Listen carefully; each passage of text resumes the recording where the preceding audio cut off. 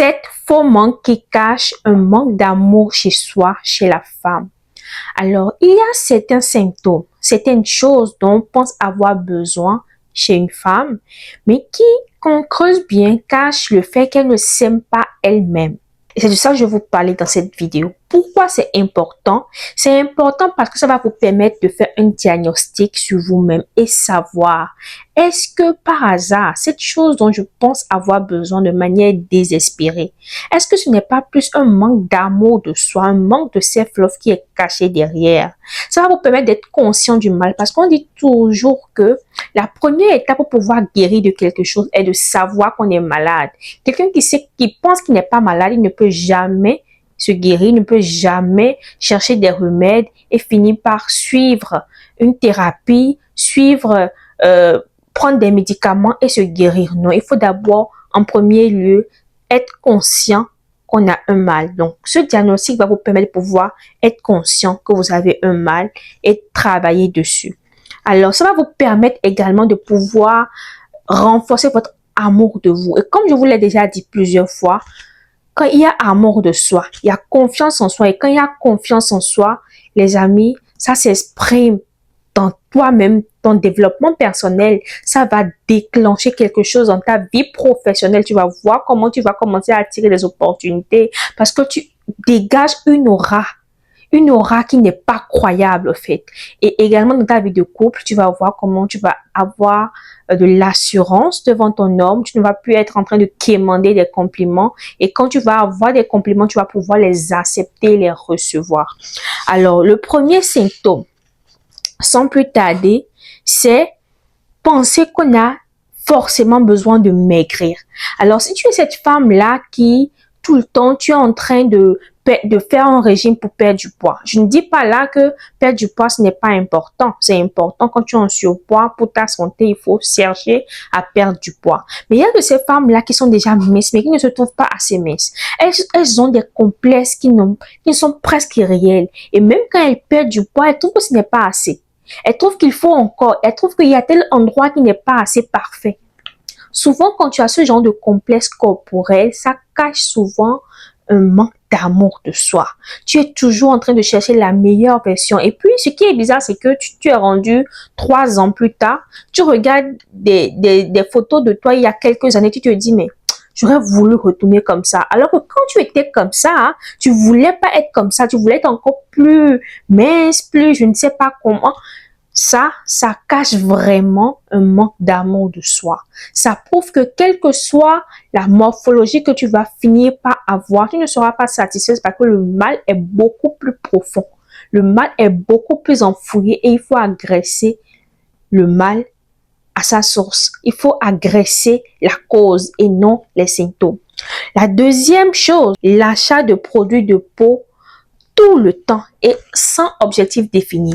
Donc, toi, tu es toujours cette femme-là qui est en train d'acheter un produit de la peau pour avoir la peau lisse, pour avoir la peau claire. Les femmes qui se dépigmentent, par exemple, ça cache souvent un manque d'amour de soi, un manque d'acceptation de son propre corps, de sa propre personne, de son identité. C'est vraiment profond. Si tu te reconnais dedans et que tu es toujours en train de chercher le produit, par mois, tu as au moins 3 produits cosmétiques chez toi que tu dois acheter. Ça peut cacher un manque d'amour de soi. Il faut que tu agresses cela. Il faut que tu fasses un examen de conscience. Tu te demandes, ok, ce produit que j'ai acheté, pour quel but je l'ai acheté?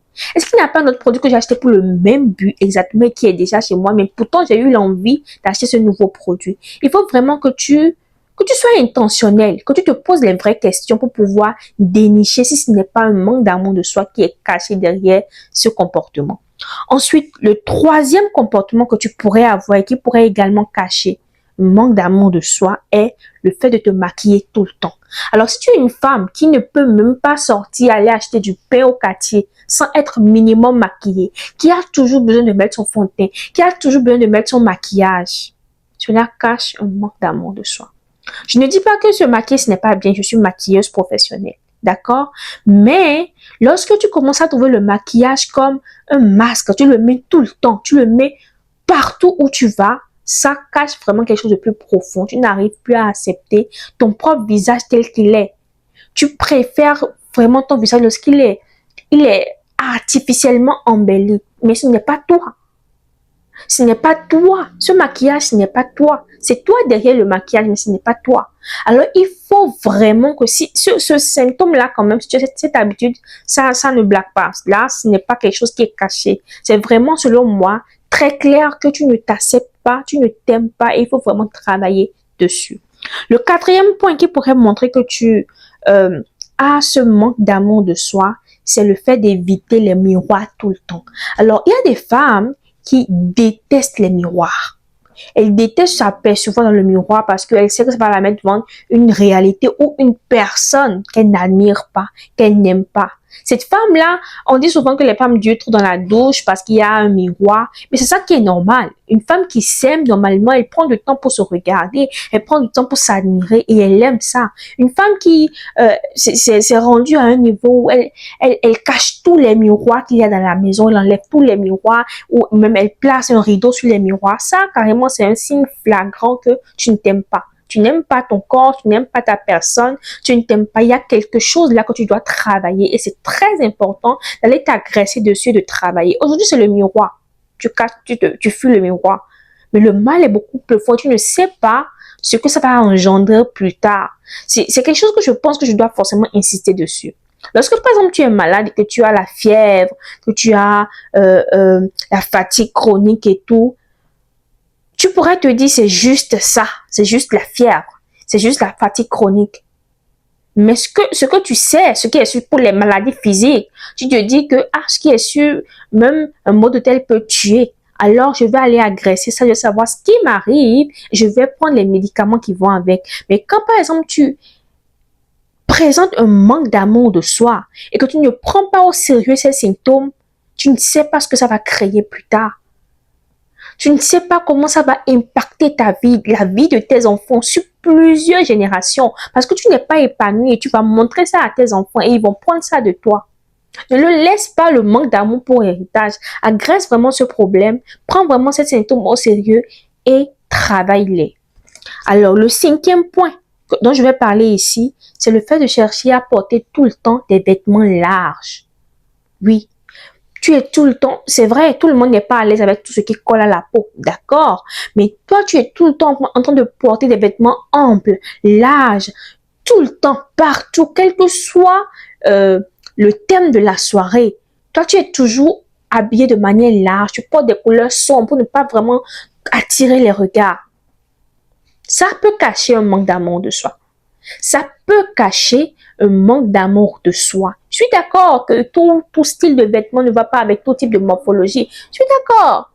Mais tout le temps, là, ça peut vraiment cacher un manque d'amour de soi. Et tu vas le savoir seulement quand tu vas te poser les bonnes questions. Ok, pourquoi je ne veux pas porter ce vêtement ou de ce vêtement? Oh, parce que je ne veux pas attirer les regards. Oh, parce que je veux pas qu'on me voie. Ah, je veux passer inaperçu. Ah, parce que je n'aime pas trop mon corps. Ah, je veux pas qu'ils aperçoivent mon ventre. À partir de là, tu peux savoir que il y a quelque chose. Il y a quelque chose.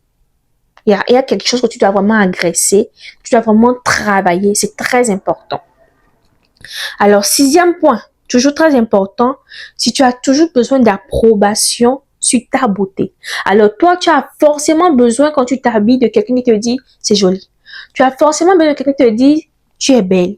Et tant que tu n'as pas ces phrases qui sont dites et répétées, tu ne te sens pas rassuré. Cela peut cacher un manque d'amour de soi. Cela peut cacher un manque d'amour de soi et tu dois vraiment prendre ça au sérieux et travailler là-dessus. C'est très important, c'est très grave parce que tout le monde ne sera pas là tout le temps pour te dire que tu es belle. Il faut que tu le comprennes. Et parmi tes copines, il y a des femmes tes copines qui voient que tu es belle, mais elles n'ont pas envie de te dire que tu es belle. Elles sont jalouses de ta beauté. Alors, imagine si le fait que tu aies confiance en toi dépend des personnes qui ne veulent même pas te le dire. À ce moment, comment tu feras? Tu as vraiment foi en la mauvaise personne. Tu mets ta confiance en toi, en la mauvaise personne. Non, ça doit pouvoir venir de toi. Des fois, même quand on te dit, mais le vêtement là, ça ne va pas trop bien. Des fois, mais tu vas pouvoir discuter. Est-ce que tu es sûr?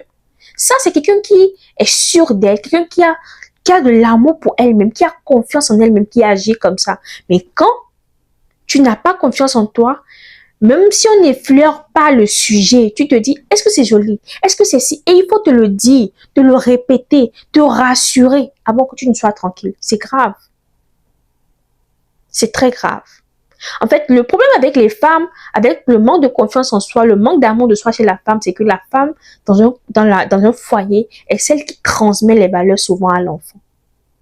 Alors, ne sois pas hypocrite, ne sois pas ingrat, ça ne s'arrête pas qu'à toi.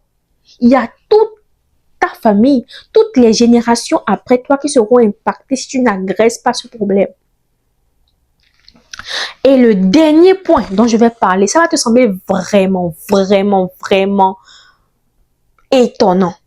Mais si tu es une femme qui est toujours en recherche d'un coaching sensuel, oh, danse sensuelle, je veux prendre un cours de danse sensuelle, oh, je veux prendre un cours sur comment rendre fou son homme, je veux prendre un cours sur comment rendre fou son homme au lit. Tu es toujours en train de vouloir te dépasser. Bon, je ne dis pas que quand tu es une femme mariée et que tu portes ton couple, tes devoirs conjugaux et tout, tu ne dois pas essayer de te perfectionner, je ne dis pas ça.